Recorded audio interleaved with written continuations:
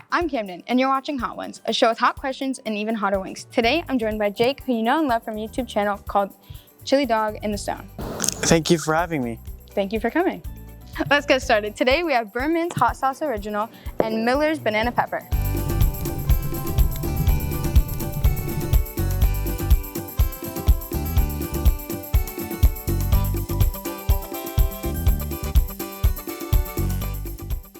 First, we're starting off with Miller's Banana Pepper. Can you tell me about your YouTube channel, Chili Dog in the Stone? It's a YouTube channel. It's about gaming videos that are the goodest. Well, I do platforming videos and I do really good. And I also do Toy Box Speedway, and I got all first places. What is DCUL? It's an online game where when you're playing as heroes. You get to do Batman, Superman, Wonder Woman story, and for the villains you get to do Joker, Lex Luthor, and Circe's story. What is your favorite part about making YouTube videos? It's kind of like doing my routine and my hobby. I just love to do it, well, sometimes, not always. What are some of your upcoming YouTube videos? I don't know yet. Probably I did one Lego Star Wars The Skywalker Saga video, and probably I'll do some more Plants vs. Zombies Garden Warfare, but I don't know if I will. And I don't know, probably I'll make some gaming videos. I feel a heat coming on. Are you okay? Yeah, I'm good. Okay. Are you okay? Do you need some water? I'm good. Okay. Okay, I'm good. All right, do you have anything else you'd like to talk about today? I really enjoy doing Chili Dog in the Stone. I do gaming videos, and I play as some characters like Colonel Sanders. He's from KFC. Sonic. Well, I can't name him Sonic the Hedgehog because that name's taken, but I can name him Sonic Film. And Ronald Fries. I can't just name him Ronald McDonald, so I decided to name him Ronald Fries. Nice. All right. Thank you for watching. If you would like to find more videos of Jake's, you can go to Chili Dog in the Stone on NHS Tech on YouTube.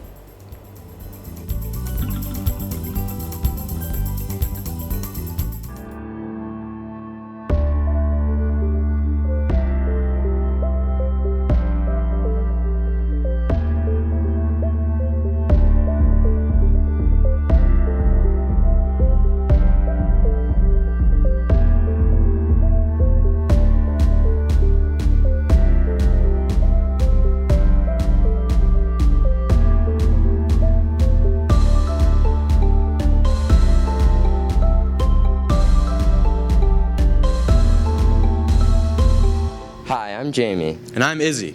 And welcome to the Transcript. This week we look into recent funding cuts. Groove Juice dives into music production. Hamped Up checks out the softball team. And Takeaways goes to Local Burger. On Tuesday, Donald Trump was officially indicted by the New York Supreme Court on 34 counts of falsifying business records in the first degree. When asked about the situation, District Attorney Alvin Bragg said that Trump did it in order to hide politically damaging information about himself from voters before, during, and after the 2016 election. In other news, 2 reps were expelled from the Tennessee House of Representatives following a gun reform protest led by them and 1 other representative in the House 1 week ago. President Joe Biden made a tweet in which he criticized what had happened as, quote, shocking, undemocratic, and without precedent, a feeling that has been echoed by many others. I'm Gavin Knight Richard, and thanks for watching.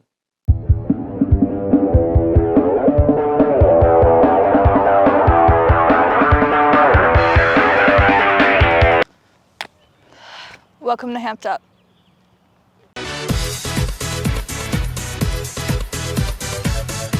Over the past few weeks, Northampton High School teams have been working hard to prepare for their first games of the season. We interviewed players from the girls softball team to hear how they're feeling for this upcoming season and the challenges that it might bring. My hope is that we continue giving the sport our all, even when we know the team is like a hard team to play or to like go up against. I feel like we should still go into that game knowing that we have something to offer, and going in confident but not cocky is really important. I think the team played well. I think we really put we gave it our all, and I think that's what really matters. Because if you don't give your all into your sport, you're not going to get very far. So I think we laid it all out on the field, and I think our win goes to show what we're capable of. I mean, the losses last season were tough. I mean, we didn't win. That was rough. But I feel like coming back this season, we've come back with a different attitude, and I feel like that different attitude is what has really put our best foot forward and like brought us to the win. With bigger numbers, it makes more people like aware that it's a sport, and hopefully more people will start to play and then make the team better. I think that there's a motivation inside, like within the team, because we lost so much last season that we kind of feel like we have to focus on winning. The next varsity and JV home game is on Tuesday, April 11th against East Hampton High School at 4 o'clock. Good luck and see you next week.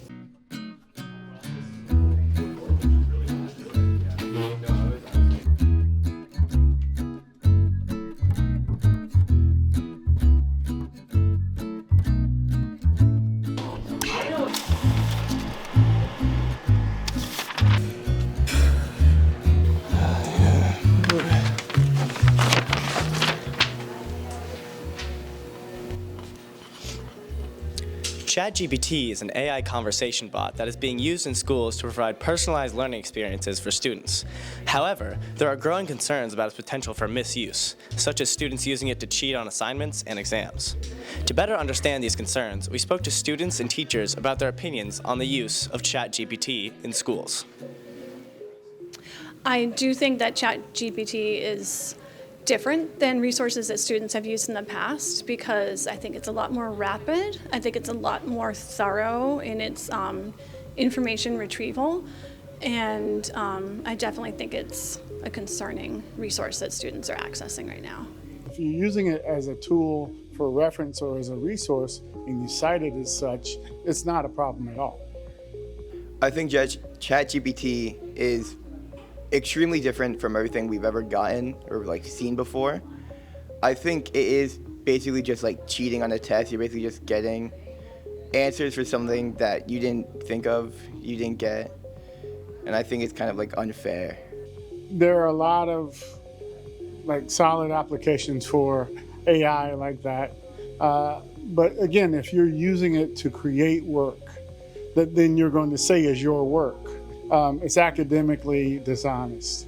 At the same time, it can be used to help you get an idea of what your writing should look like, or how to format something. It just shouldn't be the thing you turn in.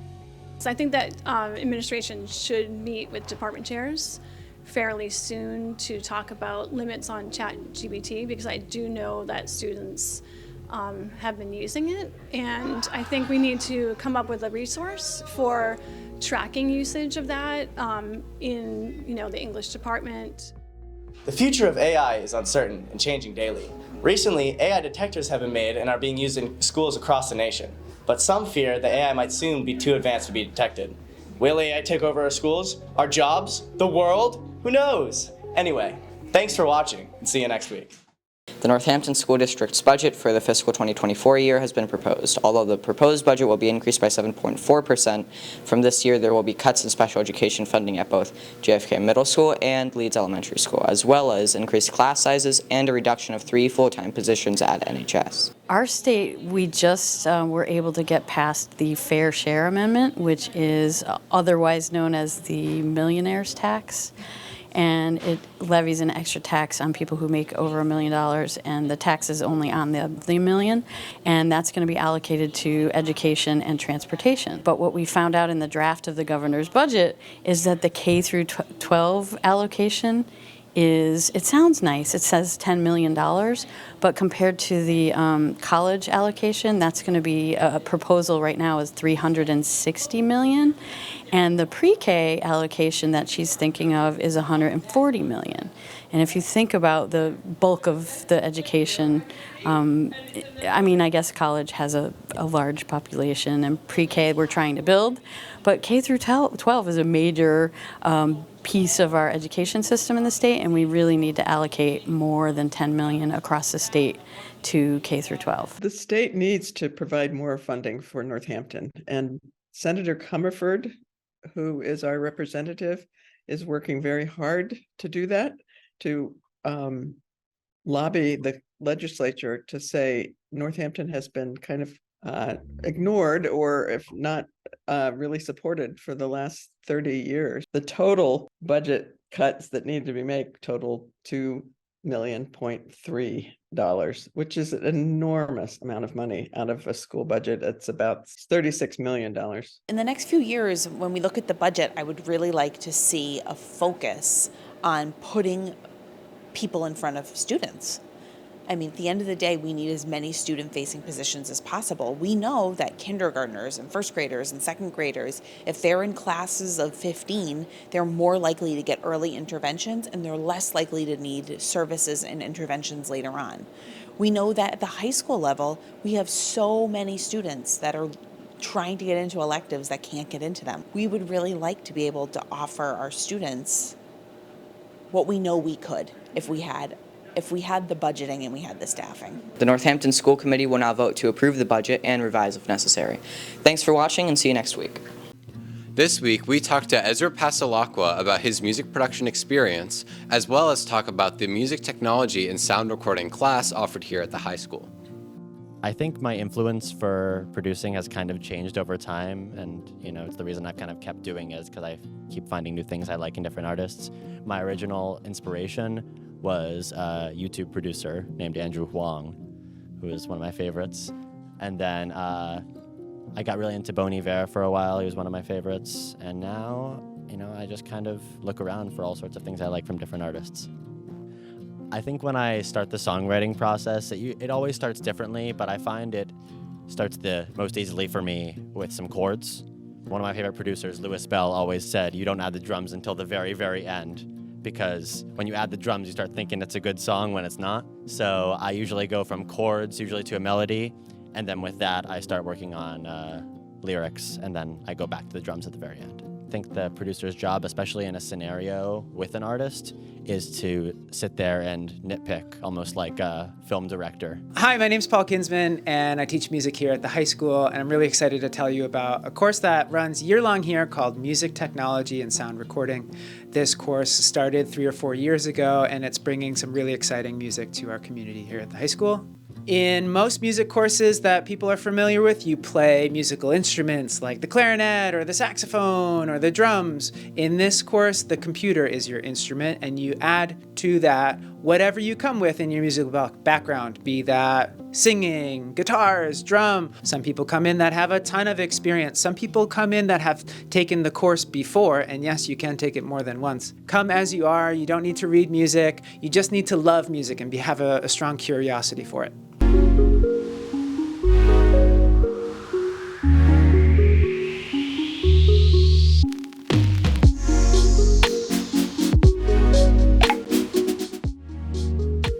Welcome to The Peer Perspective, where students express their thoughts on a variety of school-related subjects. We asked kids about their favorite school club and why they enjoy it in this week's survey. Here's what they had to say. My favorite club is the fencing club because it's good exercise and you also get to meet new people and talk. My favorite club is the fencing club because we get to go around and compete and it's really fun. My favorite club is the environmental club. I'm one of the leaders of the environmental club, and I got involved with it freshman year because it was a really good way to get involved, and it's a good cause and it's something you can work on for the rest of your life. Just a good thing to be involved in. My favorite club is art club and also ceramics club because it's really fun to just be able to do art, and I get to see other people who maybe I wasn't able to take an art class this semester, but I can see my fellow art students and just create with them and talk, and it's a really nice community and place to be after school. Chess Club is definitely Elias and I's favorite club. We are both the presidents, and it's a really fun way for a whole bunch of different players with different skill levels to get together and learn a lot and have fun. Yeah, like Noah said, we have a big skill range, so we have new players who have never played before and people who have lots of experience and skill, and so it's a great way to play with people who are better than you and learn or teach people how to play, and it's just a really strong community. Thanks so much for watching. The full results will be published in this year's yearbook. Remember to complete the form as same as sent to you so your voice can be heard. See you again soon.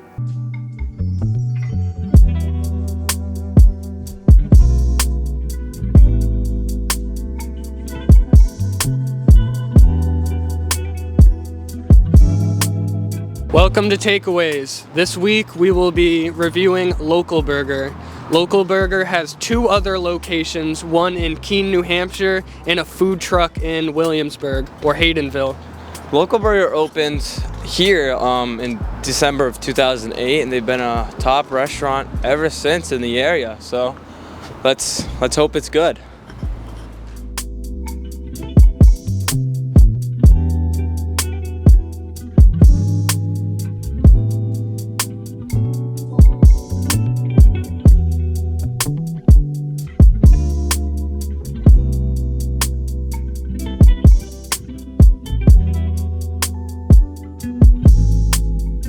Biggest seller is the West Hampton. We sell twice as many West Hamptons and all the other burgers combined.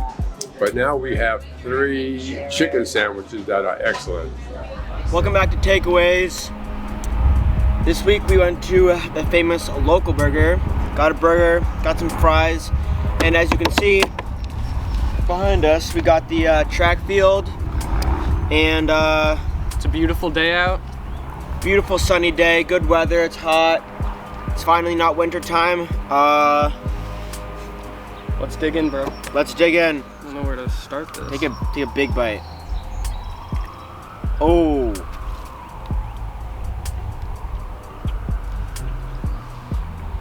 Good bite. Really messy, but it's really good. Yeah, we didn't get any napkins. I'll take a bite.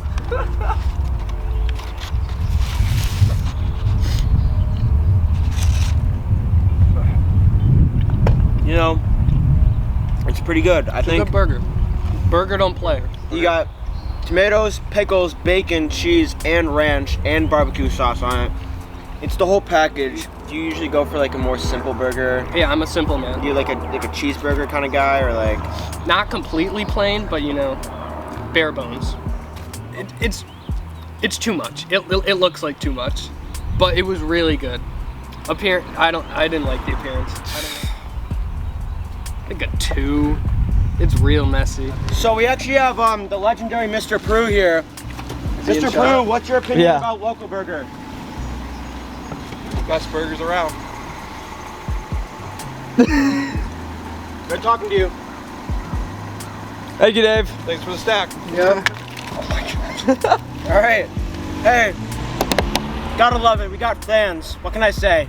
It's kind of too much, but it definitely looks can be deceiving. Don't judge a book by its cover, but the taste is good. There's a lot of stuff in it, and it all combines together well to make a nice flavor. So all around burger, fries, 2 drinks. It was close to $21.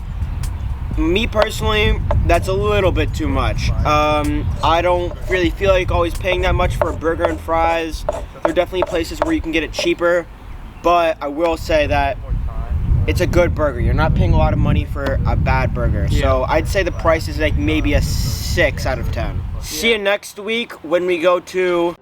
Here at Northampton High School, we strive to build communities of engaged students, enable students to reach their potential, and nurture kindness, empathy, and tolerance. But there's only so much that can be done in the classroom, which is why community and learning spaces like the library are so important.